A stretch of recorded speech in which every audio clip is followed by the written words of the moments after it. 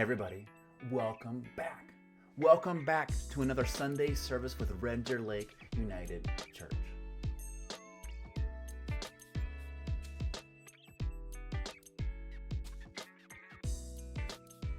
My name is Nick. I am the minister here at the church, and we are an affirming church that gratefully gathers on Treaty 7 land. And the thing that we are all about is finding in the way of Jesus a new way of being human and alive in this world, a way connected to God, each other, and ourselves, this way of life that is full of beauty and truth, wonder, belonging, awe, justice, peace.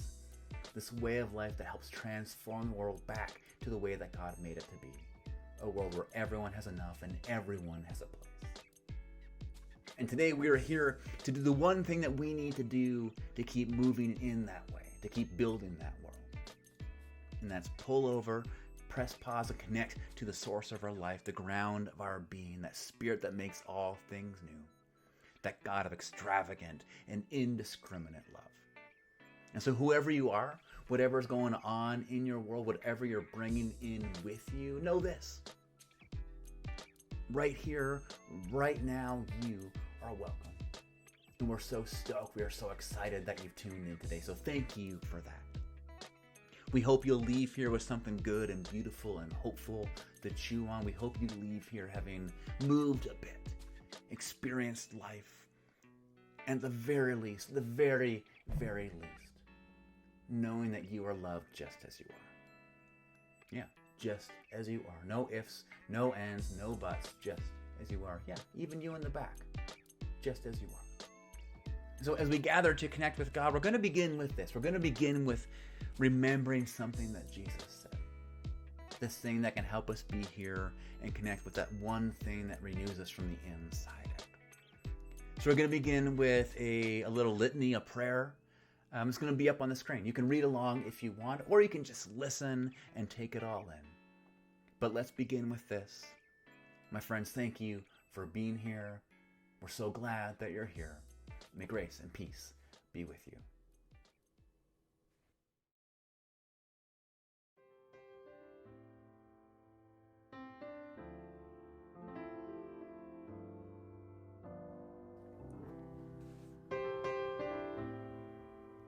We remember what Jesus said.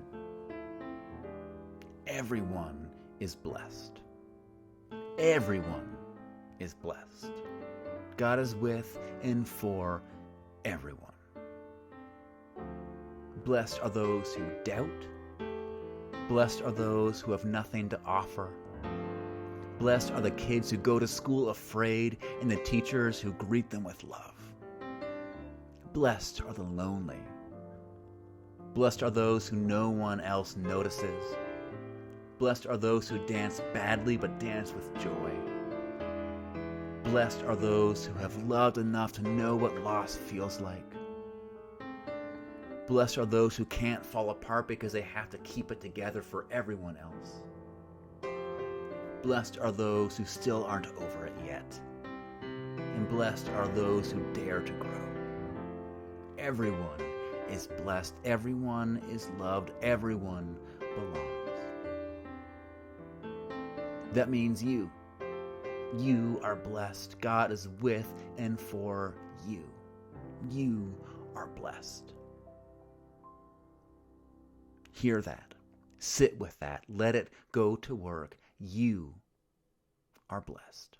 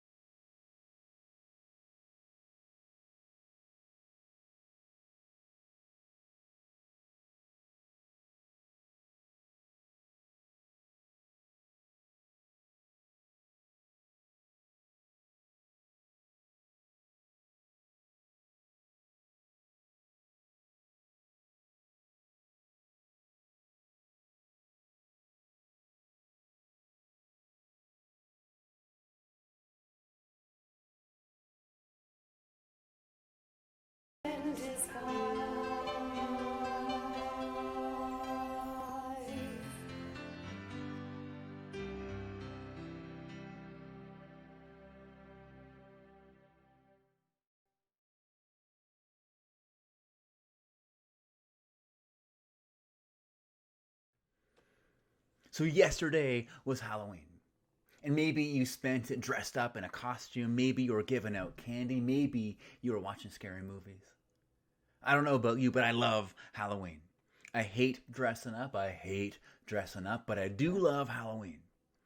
I love the scary movies. I love the chocolate Kit Kat for the win. But most of all, I love what Halloween teaches us.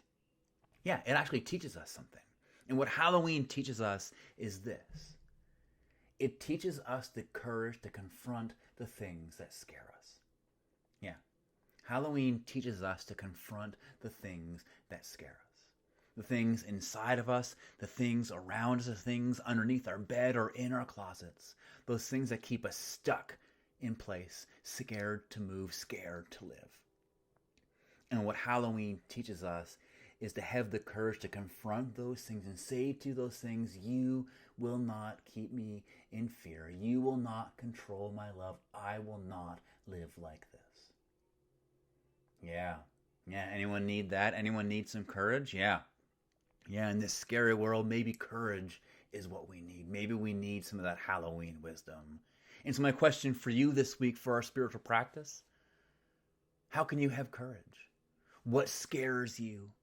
And how can you practice having courage? How can you practice staring down those things, confronting those things and saying, you will not control me. I refuse to live in fear. I will not live like this. Yeah. So as you head out to have some courage, may grace and peace be with you.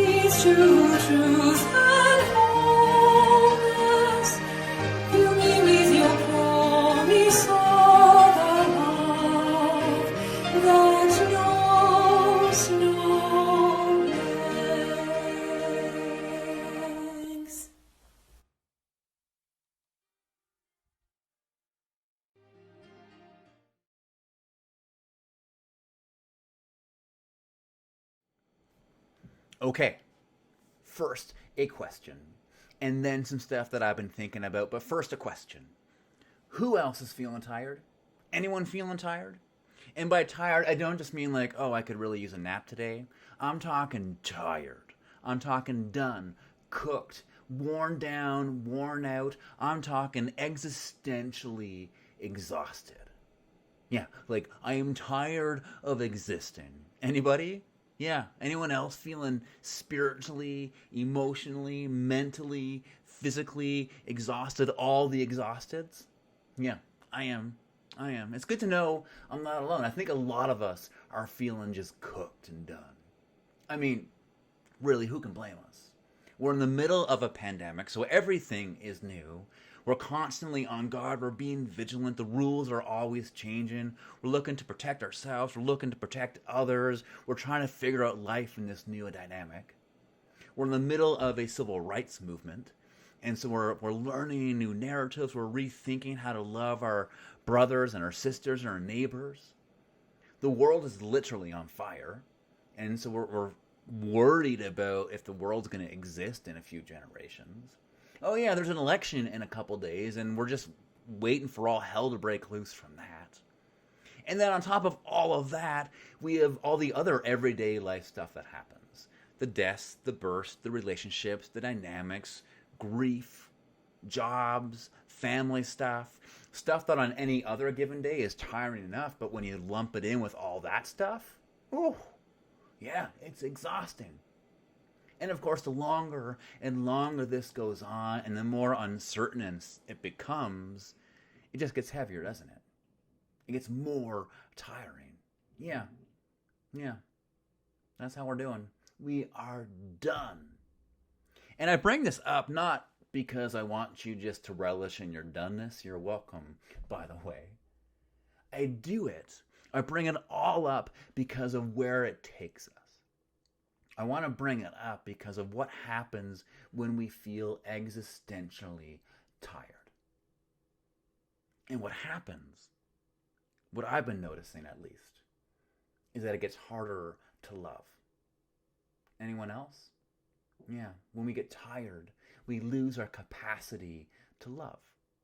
We lose our ability to love. And maybe you've experienced this too. Maybe with all the stuff that sucks the life out of us, maybe you found it harder to be patient and kind. Or maybe you've been struggling to be present.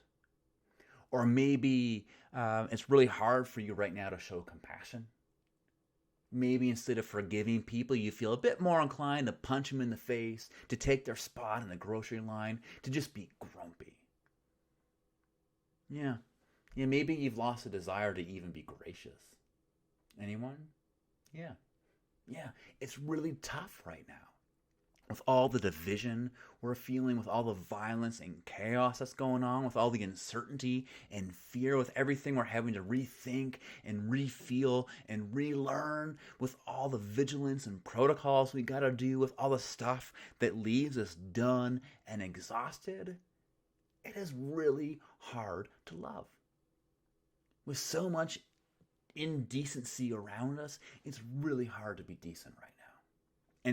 Anyone? Yeah, you with me? Raise your hand up even if you're at home, because let's name it. That's what's going on. It's hard to love these days when we're so tired. But that's the thing about love, isn't it? It can get hard. And it gets hard because love isn't just a feeling. Love's a choice. Love isn't just a feeling. Love is a choice. Love is the choice to, despite the cost and despite the risk, give yourself completely to another and embrace them for all that they're not. It's the choice to move beyond ourselves for the well-being of people and the world around us. And love, that movement, deciding to do that, giving yourself away and embracing someone for all that they're not, that is tough work. That is really hard. It's hard to do in the best of days. But when we're feeling existentially exhausted, it not only almost feels impossible, sometimes, and maybe all the time, it's the last thing we want to do. Right? You with me? Yeah, I think we're all feeling that. We can all recognize right now how hard it is to love. But here's the thing. while that feeling is totally understandable, and while we need to give ourselves some grace and let ourselves be human, and while it's totally even good to feel that way when the world falls apart, we need to talk about it. We need to talk about it because of something at the heart of our tradition, something that is at the heart of what Jesus is all about. This little bit of wisdom. This little bit of wisdom that says it begins and it ends with love. Yeah, it begins and ends with love. Which is really this way of saying that love is the way. It's the way to being human, fully human. Human in a way where you experience the heights and the depths. This way of being human that is full of wonder and joy and peace and awe. It's a way of saying that love is this way to a world where everyone has enough and everyone has a place. This world, we say it as if it was always meant to be. It's the way to this life in this world that hums with reverence. This life in a world where we go, oh, yes, that is what life is. This is the way the world should be. It beginning and ending with love is saying that. Love is the way. And love is the way because love, as we understand it, extravagant and indiscriminate love, it's love that heals. It's love that bridges. It's love that stands up and speaks out. It's love that affirms and celebrates. It's love that energizes and holds together. It's love that renews and restores. It's love that leads to that life in that world. It's not power. It's not control. It's not force. It's not winning. It's love. It's love.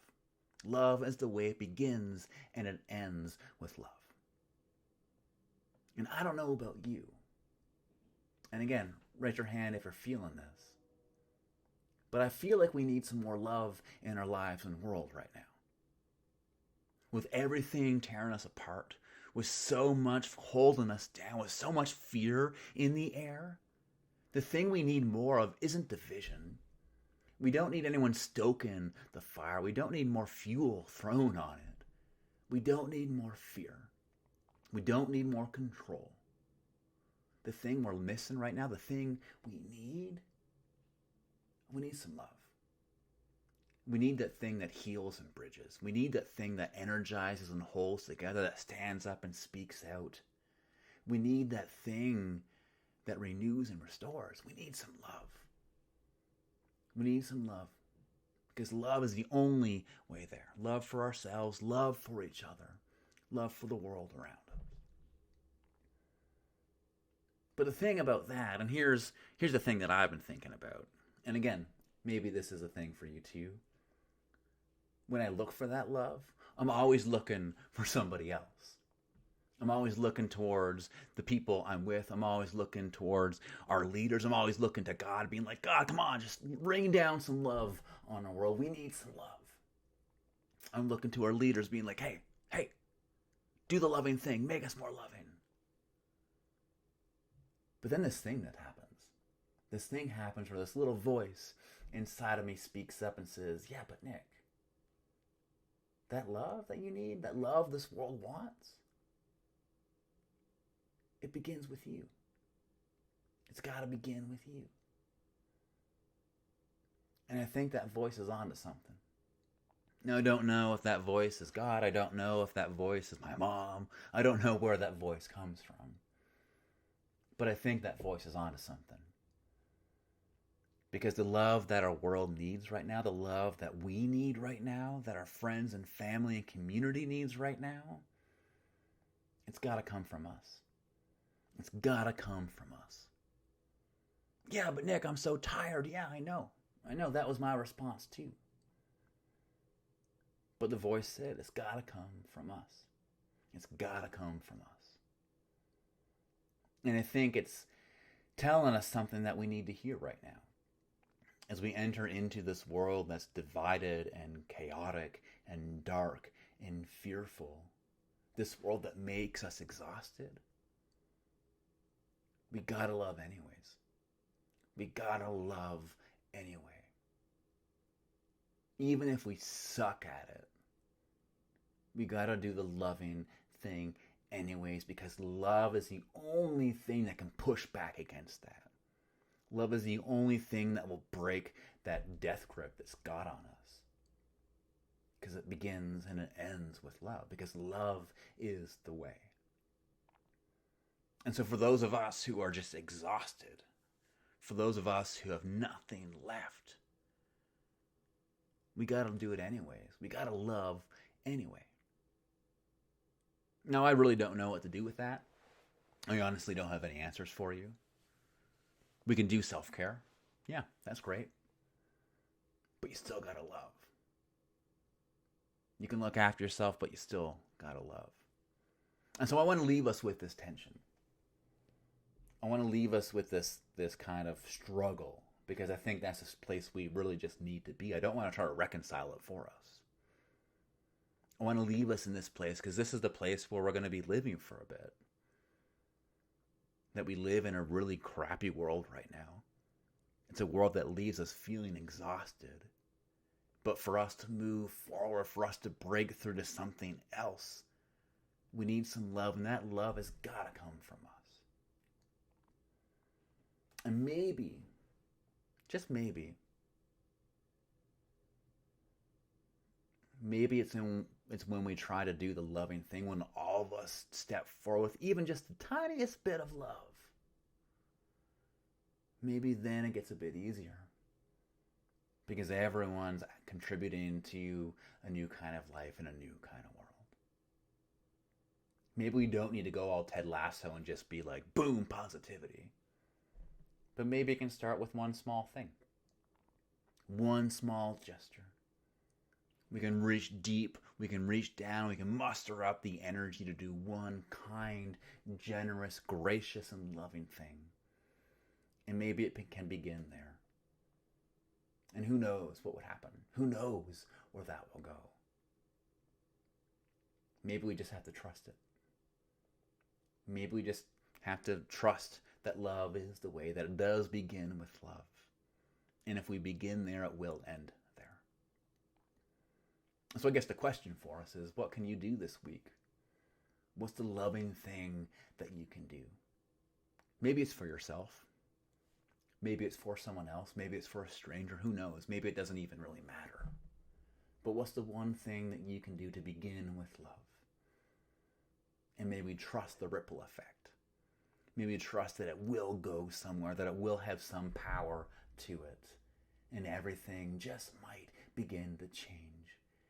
And we can reach that world that we're all longing for. We can have that life that we all want. That life in a world that hums with reverence. And so, my friends, to all you who are existentially exhausted, to all of you who are done, cooked, empty, and finished, may you love anyway. May you dig deep and find that one small loving thing that you can do, and may you trust that it's enough and that you can begin there. So my friends, may you struggle well, may you love loudly, and may grace and peace be with you.